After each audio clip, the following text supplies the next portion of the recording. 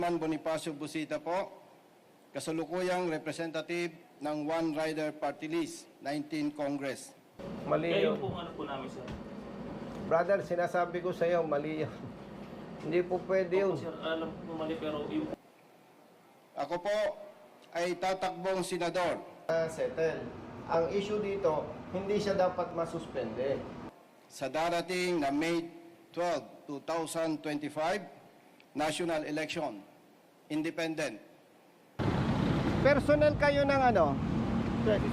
13. Anong kalokohan ginagawa ninyo? Kinakaya-kaya ninyo ang motorsiklo. Ba't di kayo pumapara na ibang sasakyan?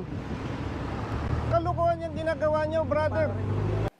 Kung papalarin po ako at pagtitiwalaan ng taong bayan, maglilingkod ako na walang pinipili at walang kinikilingan.